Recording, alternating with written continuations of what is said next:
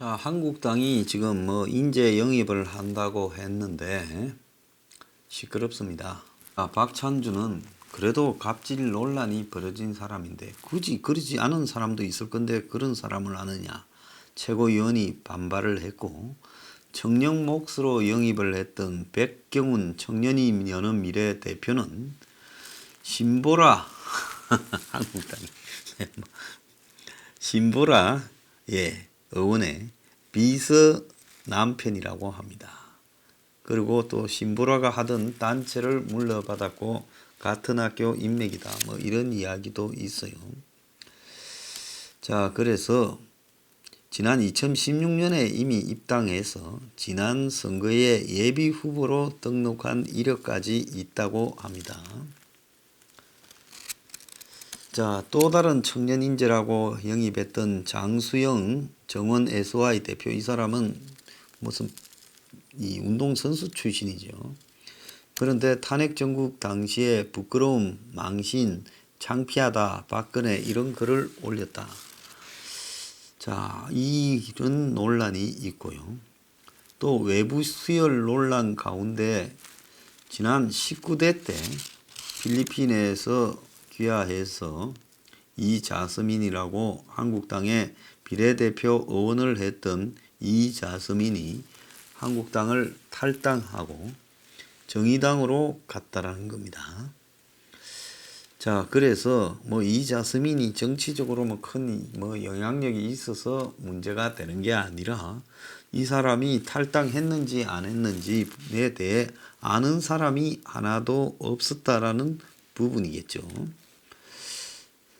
자, 그런데 조국 문제에서 가장 중요한 게 공정 문제와 계급농단으로서의 부와 권력의 세습, 또 계급의 세습, 이런 문제가 논란인데, 이번에 한국당이 청년 몫이라고 영입했던 그 백경훈이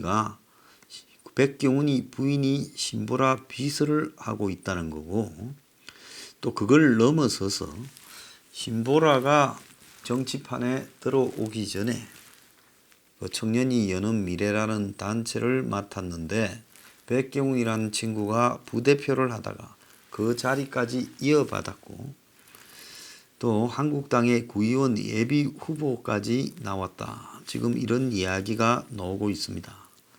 자, 이거는 다른 거를 떠나서 굉장히 문제인 거죠. 저는 솔직히 말하면 한국당 주변에서 정치 좀 하겠다고 얼쩡거리는 청년들에 대해서 혐오합니다. 청년들이 정치를 하려면요, 적어도 20대, 30대는 독자적인 사회개혁을 위한 정치를 해보겠다고 멀고 힘든 길을 좀 걸어야지. 청년들이 바로 기득권 정당에 와서 정치하겠다며 그냥 모양만 적당히 쇼를 하고, 때로는 한국당과 가까운 자유기업원이나 정경련 이런 데 옆에서 얼쩡거리고 그들이 밀어주는 단체대에서 일하다가 그 중에 한 명이 픽업되어서 순식간에 키워주며, 또 그들이 밀어주는 단체에 편안하게 청년운동 형식적으로 하는 척 하다가 비례대표를 받아오는 것이 지금까지 한국당 유해, 과거의 새누리당이고요, 기본적인 행태였습니다. 그래서 한국당 유해 이런 보수 정당에서 청년 비례대표를 하는 사람치고 제가 봤을 때 저는 사람 같은 사람이 하나도 없었다고 보고 있습니다. 정말로 사회의 불공정에 분노하고 오늘날 청년이 놓인 현실에 분노하며 사심 없이 그들의 처지를 개선시키려고 노력한 순수한 사람은 하나도 없고, 한국당의 뒤에 반개 조직들에서 일하면서 또 수구 기득권의 재정적인 도움을 받으면서 그 속에서 왔다 갔다 폰만 잡고 다니다가 어느 날 자기들끼리 이 인맥 네트워크를 통해서 3인방이고 실세들한테 줄을 서서 한 자리씩 꿰차는 노릇들이 지난 박근혜 이명박 정권에서 계속되었습니다. 이명박 정권에는 뭡니까? 이명박 정권에는 그게 뉴라이트였고 박근혜 정권에도 유사한 행태로 그 맥락 속에서 또 그들은 아주 이명박한테 붙었다가 순식간에 박근혜 되면 갈아타기도 잘합니다. 이 인맥들이 궁극적으로 한국당에 몇 개 안 되는 청년 목세 비례대표나 또 공천 또 더 나아가서 그런 직책 등을 이렇게 해왔습니다.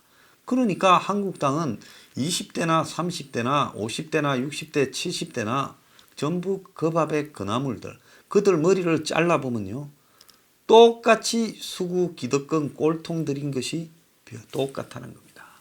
그래서 나이만 젊지 똑같은 수구 기득권 꼴통들을 한국당이 무엇 때문에 영입을 한다고 그 난리를 치는가 웃기고 있다고 봅니다.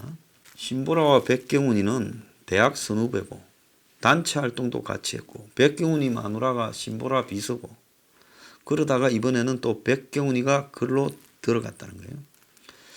자, 그래서 이런 식으로 저들끼리 주고받으면서 인맥을 형성해서 가는 것이 옳은가? 이 부분에 대해서요. 그야말로 좀 창피한 줄 알아야 된다. 저는 그래 생각을 합니다. 이러다 보니까 얼마 전에 보수가 확 띄웠던 국대 떡볶이 다른 보수 유튜버에서 많이 불러서 출연도 시켰죠. 제가 그때 그 사람한테 그랬지 않습니까? 떡볶이 하시는 분이 뭐 하려고 이 정치판에 험한데 끼어들어서 그러냐. 그냥 적당히 그냥 한마디 하고 조용히 사는 게 그분이 잘 사는 길이다 이랬는데 이 사람 김상현이라는 국대 떡볶이 대표가 한국당을 향해 수구 꼴통 망국의 원흉이라고 독설을 또 쏟아부었습니다. 그러면 이 떡볶이 집에 가서 떡볶이 먹었던 한국당 의원들은 이제 꼬라지가 뭐가 됩니까?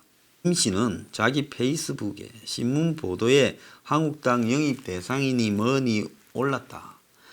사실을 말하자면 한국당에 전화 한 통 없었다. 언론조차 없었다. 전혀 섭섭하지 않았다.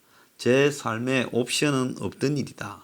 저는 여전히 개업가이고 공천에 연연하지 않는다. 사람 눈 두렵지 않다.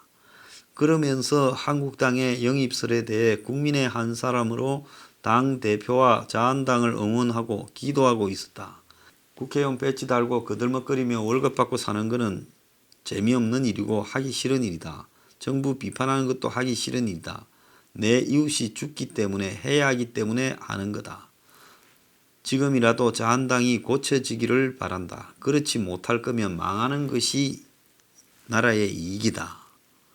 그랬고 또 오늘부로 한국당 지지를 철회한다. 교만과 부패 무지식으로 똘똘 뭉쳤다.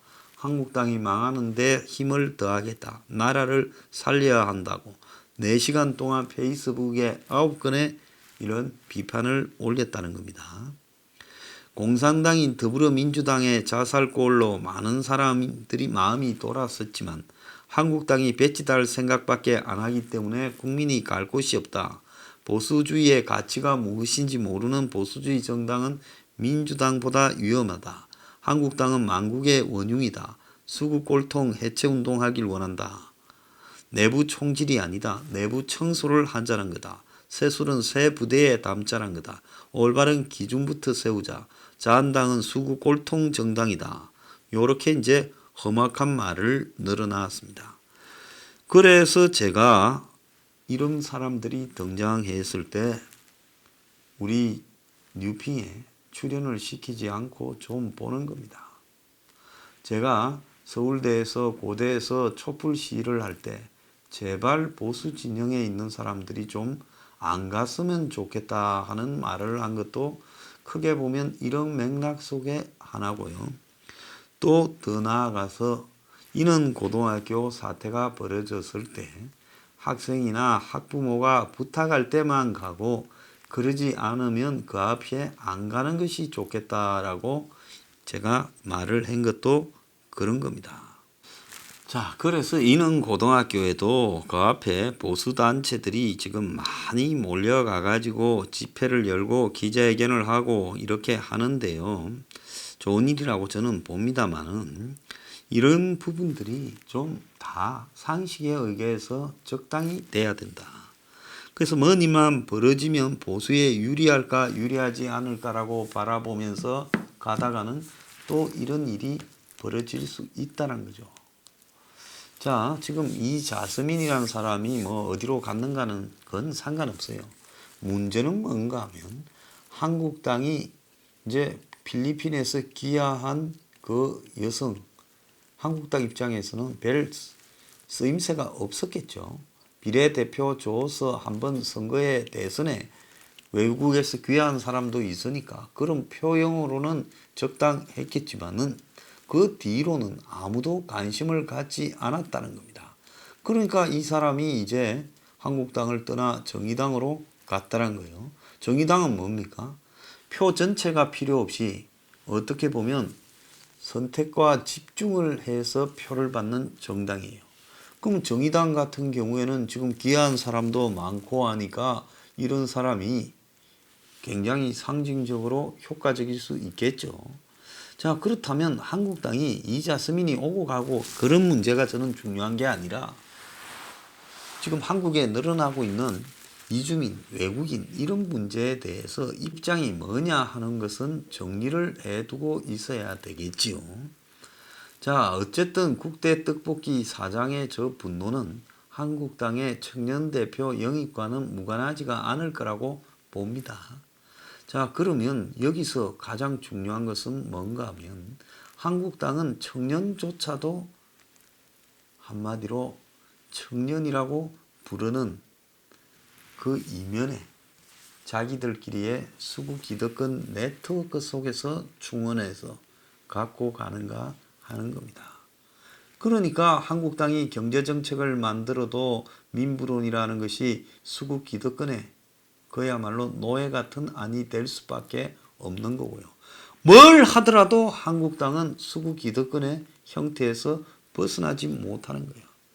제가 좀 가끔 청년들 이렇게 보면 이야기를 합니다.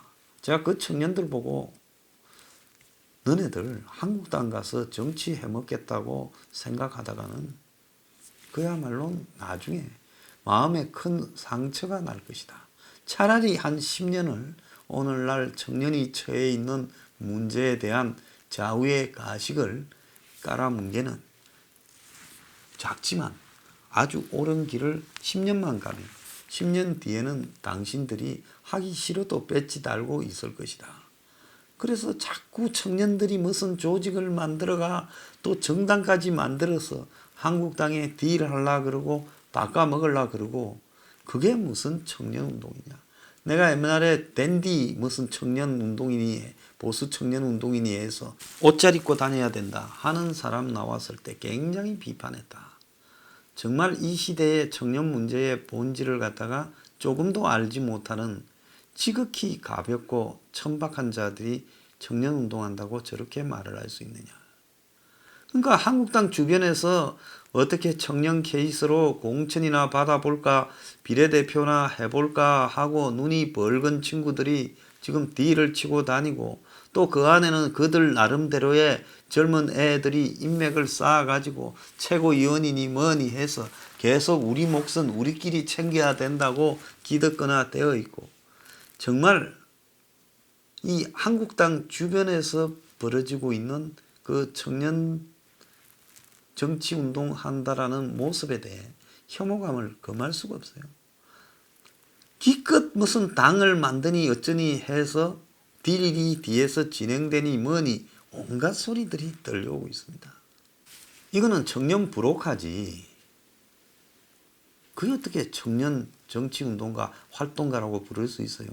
20대 30대에서 정당 근처에 얼쩡거리면서 그들에게 비를 맞추고 뭘 한 자리 해먹으려고 하는 사람이 50대 60대가 되면요 지금 그들이 요구하는 정치인보다 훨씬 더럽게 돼 있을 거예요. 정신 차리기 바랍니다.